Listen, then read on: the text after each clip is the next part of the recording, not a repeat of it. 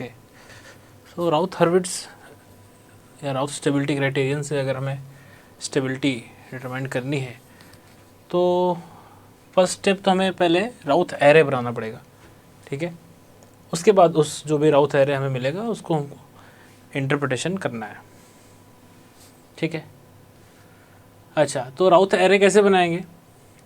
Suppose we have a characteristic equation like this, a fifth order characteristic equation is there, ठीक है। इसमें आपको सबसे पहले क्या करना होगा, जो हाईएस्ट ऑर्डर दो होंगे उनको आप इक्वेशन से एज इट इज़ उतारेंगे। कैसे उतारेंगे? s टू द पावर 5 का कोफिशिएंट है a, यहाँ से स्टार्ट करेंगे, अल्टरनेट जितने ऑड ऑर्डर के रहेंगे सारे कोफिशिएंट लिखेंगे, like a then c then e, ठीक है, इस तरह से। तो क्या लिखेंगे? a c then e। फिर s टू द पावर 4 का कोफिशिएंट यहाँ पे b है, ठीक है, तो इसका भी अल्टरनेट ले लीजिए, b d एंड f। तो b d एंड f, ठीक है। अब इसके बाद आपको खुद से लिखना है s क्यूब का कोफिशिएंट क्या लिखेंगे, कैलकुलेशन करेंगे, ये होगा b into c minus a d, b c minus a d. अच्छा, कंफ्यूजन होता है, आप जब मैट्रिक्स का डिटर्मिनेंट लिखते हैं तो आप इस तरह से करते हैं a d minus b c, ठीक है। यहाँ उसका उल्टा है, b c minus a d, तो हम चाहें तो उसको उस फॉर्म में लिख सकते हैं। It is basically a matrix of determinant of matrix of a b c d but having negative sign, ठीक है, डिवाइड बाई बी। तो एस क्यूब जो लिखेंगे कोफिशिएंट क्या होगा, वो माइनस ऑफ ये पूरा कोफिशिएंट है, ठीक है, क्या रहा, minus of this matrix determinant of this matrix divide by b, ठीक है। इसी तरह से जो नेक्स्ट सेकंड कोफिशिएंट होगा, ये तो पहला हो गया, सेकंड होगा वो क्या होगा, b into E minus A into F divide by B, मतलब A B and E F, ये और ये दोनों लिया मैट्रिक्स, इसका नेगेटिव डिवाइड बाई बी, ठीक है, आगे 0। तो इस तरह से आपको अपने कंप्लीट रो बनानी है। इसी तरह से आगे बढ़ेंगे आप, एस स्क्वायर का कोफिशिएंट क्या लिखेंगे। अब सपोज जो भी ये आया आपका दिस वन, इसको लेट्स से हम कुछ बोल देते हैं, this is your x and this one this is your y, जो भी इसकी वैल्यू आएगी। तो एस स्क्वायर कैसे लिखेंगे, अभी इसका पहला कोफिशिएंट x है, सेकंड कोफिशिएंट y है, इधर b और d है, तो इसका मतलब ये हो गया b x d y matrix negative divide by x, ठीक है, इस तरह से।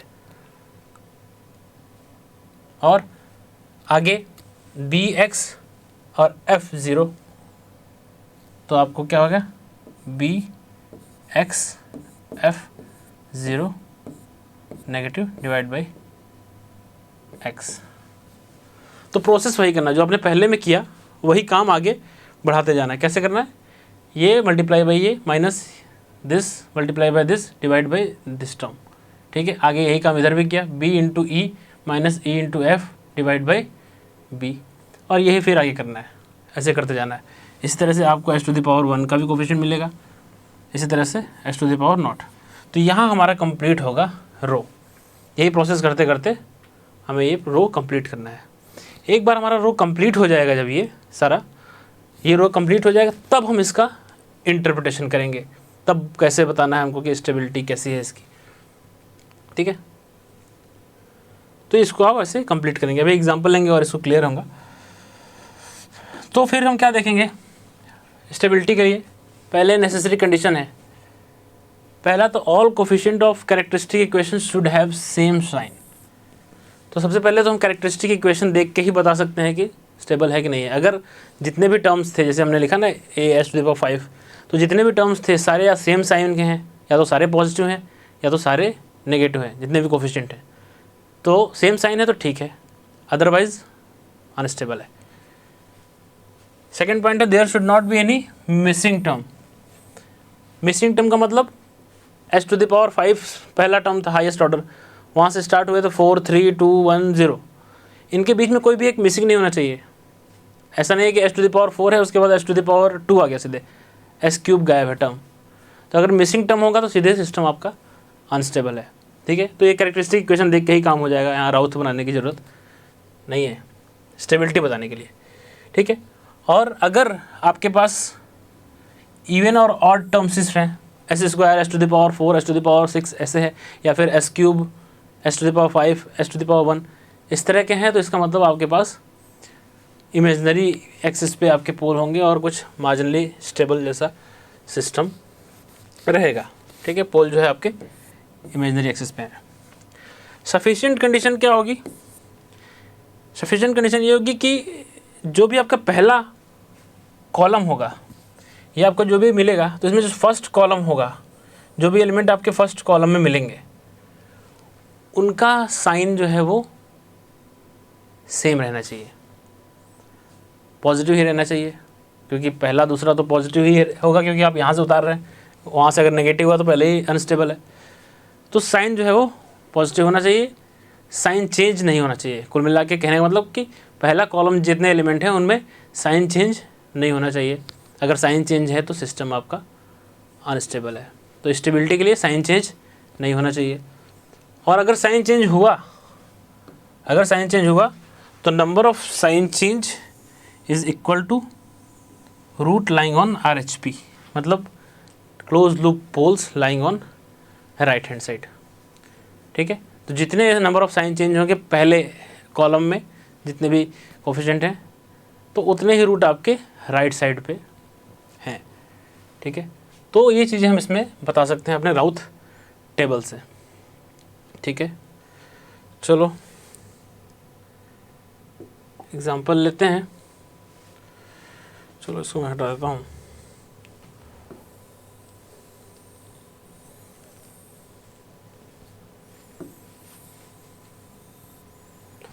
ओके, ये हमारे पास है।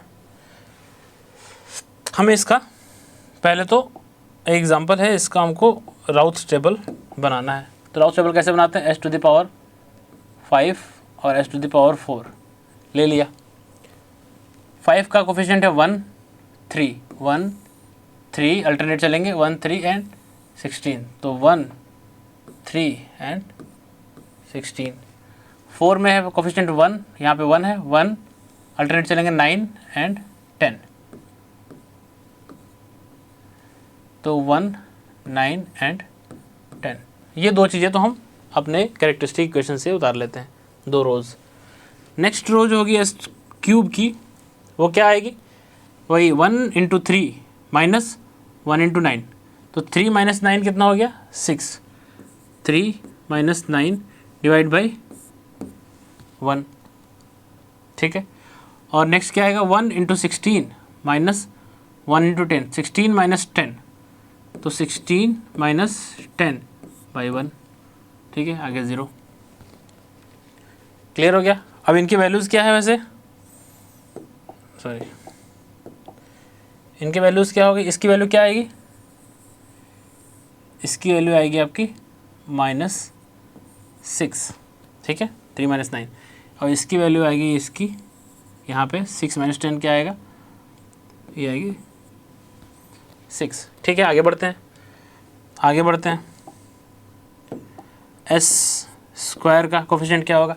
-6 × 9 -54 -6, -54 -6 हो गया आपका -60 डिवाइड बाई -6। ठीक है, फिर -6 × 10, -6 × 10 -0 डिवाइड बाई -6, तो ठीक है 60 -60 डिवाइड बाई -6 0। तो ये आपका कितना हो गया वैल्यू,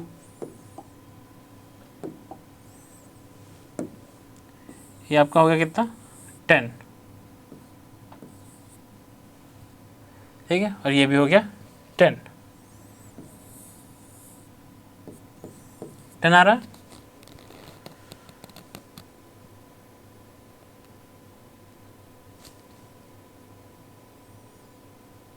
ठीक है, अब आगे बढ़ते हैं। S1 तो ये क्या है, ये 10 है, ये 6, 10 6 60 माइनस ऑफ 60, तो 120/10, 120/10, और ये आपका 0 ही है, 0 0 0 0। S⁻0 आएंगे तो ये 120/10 12 है, ये बेसिकली 12 है आपका, ये 12 आएगा। तो 12 × 10 माइनस 10 × 0 तो 0 डिवाइड बाई 12, तो यहाँ पर 10 आ जाएगा। तो ये आपका कंप्लीट हुआ। अब जब ये कंप्लीट हो गया रो, तो आप अब देखेंगे इंटरप्रिटेशन के लिए कि फर्स्ट कॉलम जो है ये 1 1 -6 10 12 10 ये कोफिशिएंट है फर्स्ट कॉलम के। तो इनमें आप देखेंगे कि साइन चेंज है क्या, तो देखेंगे कि 1 1 चल रहा था पॉजिटिव, -6 आ गया, यहाँ पे -6 आ गया, साइन चेंज है, सिस्टम हमारा अनस्टेबल है, ठीक है। और फिर आप देखेंगे कि अनस्टेबल तो है बट कितने रूट राइट साइड पे हैं, तो नंबर ऑफ साइन चेंज, तो यहाँ प्लस प्लस चल रहा था माइनस हो गया, ठीक है, और फिर माइनस के बाद फिर +10 आया वैल्यू, और फिर प्लस प्लस ही चल रहा है। इसका मतलब एक बार प्लस से माइनस हुआ और फिर माइनस से प्लस हुआ, 2 बार साइन चेंज हो गया। 2 बार साइन चेंज होने का मतलब 2 रूट आपके राइट हैंड साइड पे हैं। अगर एक बार माइनस हो गया फिर माइनस माइनस ही रहता, इसका मतलब एक ही बार साइन चेंज होता, ठीक है। यहाँ पे 2 बार चेंज हो गया, तो आपका सिस्टम जो है, system is unstable with 2 roots on RHS right hand side, ठीक है, क्योंकि 2 साइन चेंज हैं, हैज़ 2 साइन चेंजेस।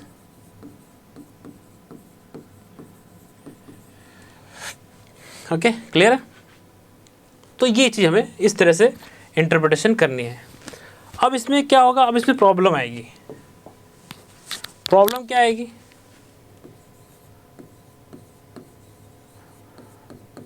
प्रॉब्लम 1 ये है कि कोई एक कोफिशिएंट फर्स्ट कॉलम का कोई एक कोफिशिएंट अगर आपका 0 हो जाए,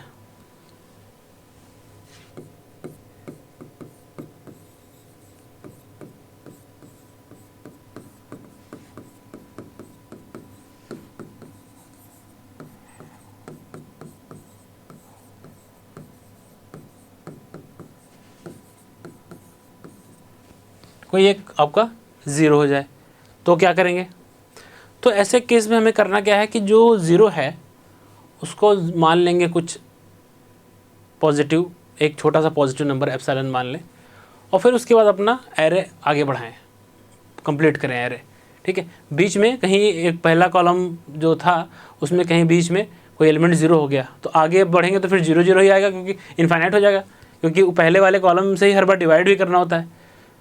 तो कोई भी एक एलिमेंट अगर 0 हो गया पहले कॉलम में, तो आगे राउथ टेबल नहीं बढ़ेगी। तो बढ़ाने के लिए क्या करेंगे, हम उसको एक छोटा पॉजिटिव नंबर मान लेंगे और टेबल को अपने आगे बढ़ा देंगे, ठीक है। और फिर उसके बाद देखेंगे कि क्या साइन चेंज है या नहीं है, ठीक है। तो एक एग्जांपल से ही मैं समझाता हूँ। एग्जांपल लेते हैं जिसमें एक हमारा टर्म जो है वो 0 हो जाए।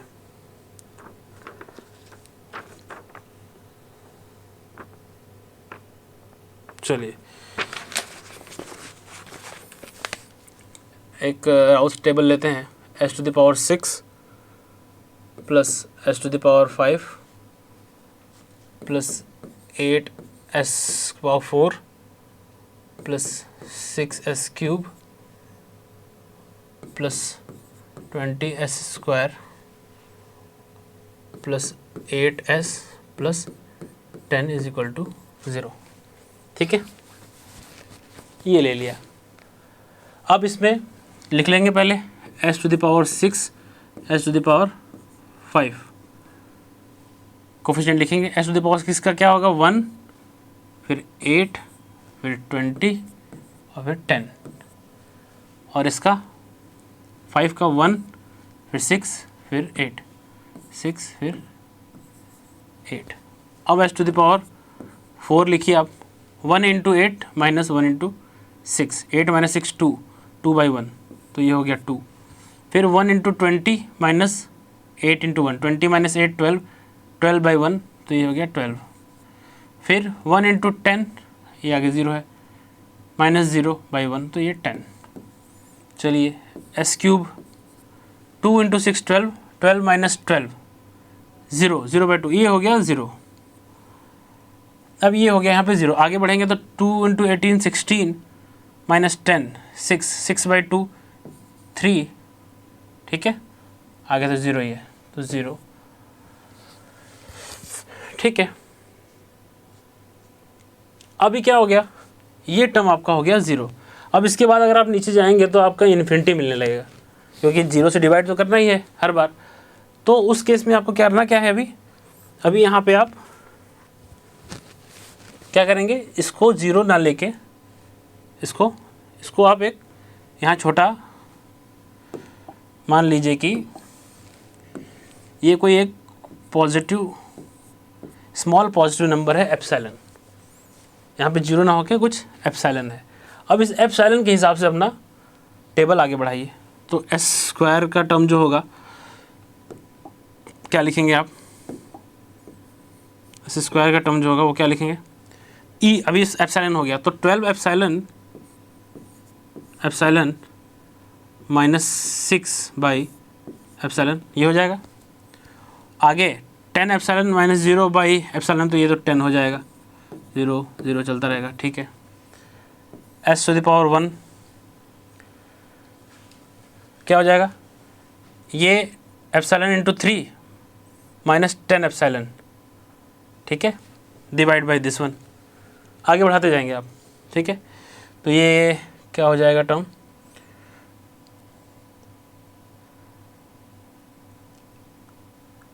uh, 36 एप्सिलॉन माइनस 18/एप्सिलॉन, ये से मल्टीप्लाई किया तो आया minus 10 epsilon divide by this one, 12 epsilon minus 6/एप्सिलॉन। ठीक है, और आगे बढ़ेंगे तो 0 0 आएगा। फिर लास्ट एक रो बचेगी, लिख देता हूँ इधर में, s⁻0 का, वो क्या होगा, वो आ जाएगा 10। ठीक है, तो अब चेक करना है। चेक क्या करते हैं, चेक हम करते हैं अपना यही पहला कॉलम कि इसमें साइन चेंज है क्या। अब साइन चेंज कैसे पता चले भाई, तो एप्सिलॉन आपको पता है कि एक छोटा सा स्मॉल पॉजिटिव नंबर है, तो स्मॉल पॉजिटिव नंबर है, इसका मतलब 12 एप्सिलॉन है minus 6 divide by epsilon. Epsilon अगर पॉजिटिव है तो आपको सीधे सीधे पता चल रहा है कि ये नंबर तो पॉजिटिव ही आएगा, एप्सिलॉन तो पॉजिटिव है ही है, छोटा पॉजिटिव नंबर लिया है हमने, तो ये 12 इंटू छोटा सा भी पॉजिटिव है तो माइनस 6 करेंगे तो पॉजिटिव ही आएगा, तो ये तो पॉजिटिव होना ही है।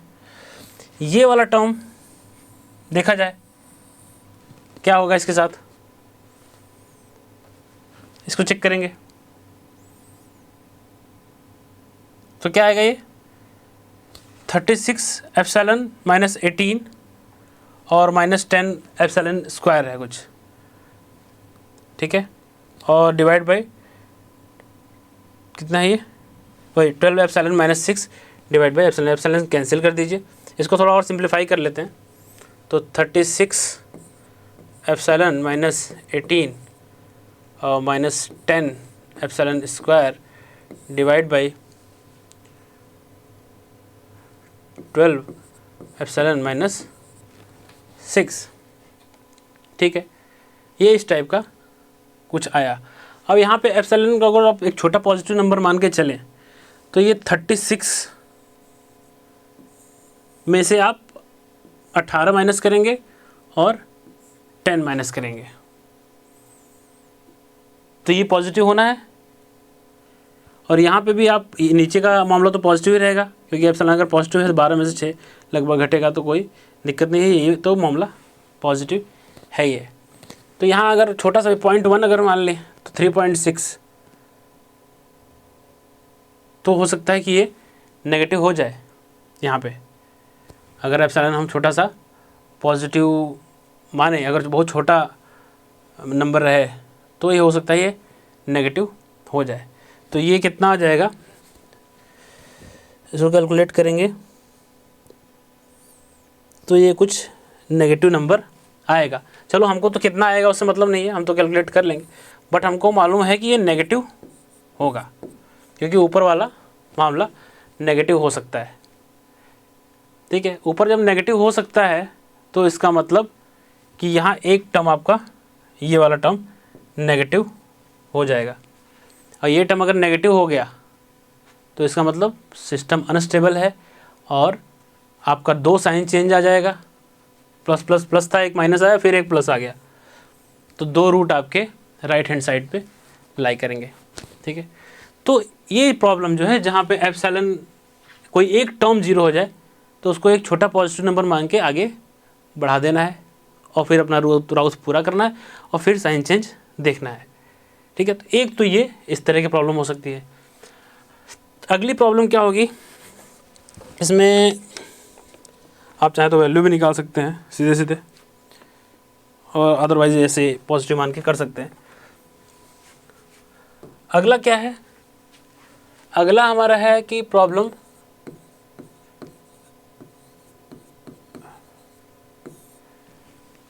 कि कोई एक कंप्लीट रो 0 हो जाए आपकी। क्या हो जाए, कंप्लीट रो 0 हो जाए। कंप्लीट रो 0 हो जाने का मतलब कि आपने राउथ टेबल बनाया, और सपोज़ कोई एक एस क्यूब का टर्म, एक्स क्यूब के सामने की जो रो है आपकी, वो सारी 0 0 0 सारे उसमें कोफिशिएंट 0 हो जाए, तब क्या करेंगे।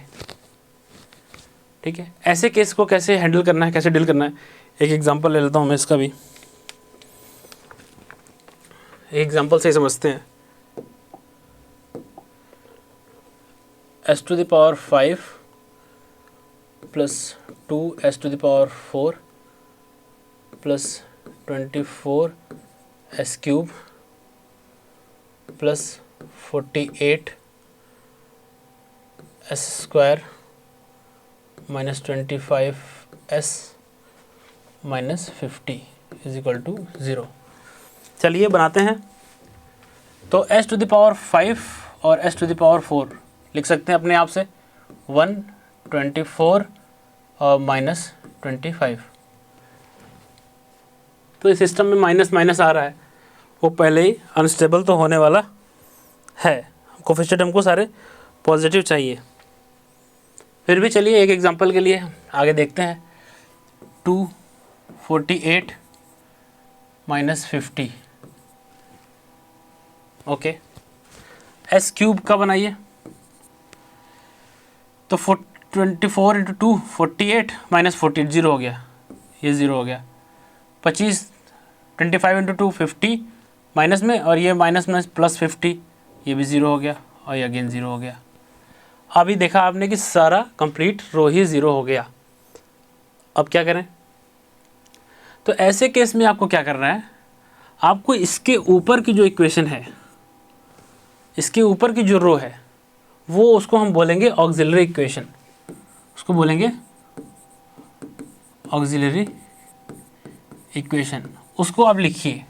ऑक्सिलरी इक्वेशन क्या लिखेंगे, अगर आप लिखेंगे 2s⁴ और अल्टरनेट होता है तो 48s² आप लिखेंगे 2s⁴ plus 48s² minus 50 is equal to 0। 2 से डिवाइड कर दे तो s⁴ प्लस 24s² और माइनस 25 इज इक्वल टू 0। ये अपना आपका ऑक्सिलरी इक्वेशन होगा। कौन सा इक्वेशन होगा, जहाँ पे कंप्लीट रो 0 हुई, जस्ट उसके ऊपर की रो। अब इसको आप क्या करेंगे, अच्छा ये 0 होने का मतलब क्या हुआ कि इसका मतलब ये ऑक्सिलरी इक्वेशन जो आपने लिखी, इसके जो रूट्स हैं, इसके जो रूट्स हैं वो हो सकता है कि इमेजिनरी एक्सिस पे लाई करते हैं, हो सकता है कि वो ओरिजिन के क्रॉस सिमेट्रिकल हो, ठीक है, वो हम आगे चेक कर लेंगे। लेकिन इमेजिनरी एक्सिस पे हैं, चांस बन रहा है क्योंकि एक कंप्लीट रो 0 हो गया, तो मार्जिनली स्टेबल का तो सीन बन गया है, हो सकता है अनस्टेबल भी हो। अच्छा, अब क्या करना है आपको अब इसको ऑक्सिलरी इक्वेशन को डिफरेंशिएट करना है, D by D S of this auxiliary equation. इसको डिफरेंशिएट करेंगे तो क्या आएगा, 4s³ और ये plus 48s minus 0 equal to 0, ये आ गया। तो इसका मतलब s³ का जो आप लोग का कंप्लीट 0 हो गया था, जो आपका कंप्लीट 0 हो गया, उसको अब आप रिप्लेस कर दीजिए इससे, ठीक है। तो ऑक्सिलरी इक्वेशन लिखा आपने इसके ऊपर वाला, उसको डिफरेंशिएट किया, जो इक्वेशन बनी उसके कोफिशिएंट यहाँ पे आप रिप्लेस कर दीजिए। रिप्लेस कर देंगे तो क्या बन जाएगा, ये पहला हो जाएगा आपका 4, सेकंड हो जाएगा 48। तो यहाँ पे आपको समझिए ये हो गया 4 और ये हो गया आपका 48।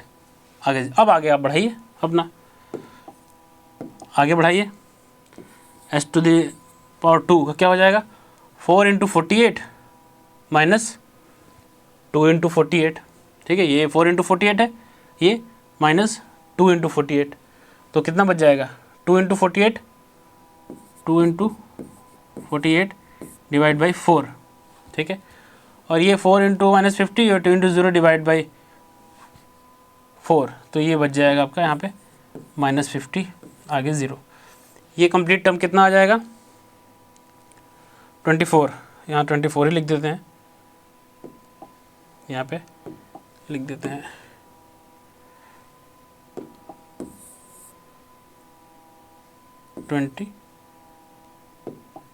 24, ठीक है। आगे बढ़ा देते हैं, s⁻1 का क्या हो जाएगा, 24 × 48 माइनस 50 × माइनस माइनस ये प्लस हो जाएगा, तो 24 × 48 माइनस 50 × 4, माइनस माइनस प्लस हो गया ये क्योंकि इधर ही माइनस है, प्लस 200 डिवाइड बाई 24, ठीक है, आगे 0 0, s⁻0 का करेंगे तो ये आ जाएगा इधर -50, क्योंकि ये इंटू 0, ये इंटू ये डिवाइड बाई दिस 1 ही होगा, तो -50 एज इट इज़। तो अब आप क्या देख रहे हैं, अब आपका रूट कंप्लीट हो गया, आपने वो रिप्लेस कर दिया। अब देख रहे हैं आपका कोई भी साइन चेंज नहीं है, कोई भी साइन चेंज नहीं आया, इसका मतलब सिस्टम आपका स्टेबल है, अभी अनस्टेबल तो नहीं हुआ, बट ये कंप्लीट रो 0 तो हुई थी, तो इसका मतलब कि आपका कुछ रूट इमेजिनरी एक्सिस पे है, तो आप कह सकते हैं कि आपका सिस्टम जो है वो मार्जिनली स्टेबल है, ठीक है, आपके सिस्टम जो है वो मार्जिनली स्टेबल है। 4 रूट आपके करीब इमेजिनरी एक्सिस पे हैं, ठीक है, 4 रूट आपके करीब इमेजिनरी एक्सिस पे हैं, ठीक है। तो ये चीज़ें हमें चेक करनी है।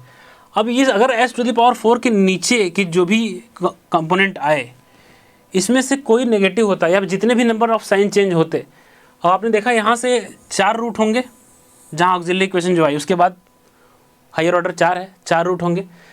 अगर इधर साइन चेंज होता तो जितने नंबर ऑफ साइन चेंज होते, मान लो 2 साइन चेंज हुआ, तो इसका मतलब 4 में से 2 रूट आपके राइट साइड पे हैं और 2 लेफ्ट साइड पे हैं, इमेजिनरी एक्सिस पे नहीं है कोई। क्यों? क्योंकि इसका मतलब कंप्लीट रो 0 तभी होगा या तो सिमेट्रिकल रूट हो, सिमेट्रिकल अबाउट ओरिजिन। तो अगर 4 है और सिमेट्रिकल होना है तो क्या हो सकता है कि चारों कोने पे हो जाए कॉम्प्लेक्स कॉन्जुगेट, ठीक है। या तो एक भी साइन चेंज नहीं हुआ, एक भी साइन चेंज यहाँ पे हुआ नहीं, तो इसका मतलब कि चारों के चारों इमेजिनरी एक्सिस पे ही सिस्टम मार्जिनली स्टेबल है। तो यहाँ से आप कंक्लूड करेंगे कि कब सिस्टम मार्जिनली स्टेबल है, कब सिस्टम स्टेबल है और कब सिस्टम अनस्टेबल है। तो जब 1 0 आया पहला प्रॉब्लम, वहाँ तो हमने एप्सिलॉन लिया और देख लिया, साइन चेंज बता दिया स्टेबल अनस्टेबल। कंप्लीट रो 0 हो गई तो जस्ट ऊपर वाला ऑक्सिलरी इक्वेशन लिया, उसको डिफ्रेंशिएट किया, फिर उसको रिप्लेस कर दिया और आगे राउथ बढ़ाए। अब देख रहे हैं साइन चेंज है कि नहीं, नहीं है, नहीं यहाँ पे आ गया साइन चेंज एक, सॉरी यहाँ पे एक साइन चेंज आ गया है। अगर नहीं होता तब तो फिर सब इमेजिनरी पे होते हैं, सिस्टम मार्जिनली स्टेबल होता। एक साइन चेंज आ गया है तो सिस्टम सीधे सीधे अनस्टेबल है।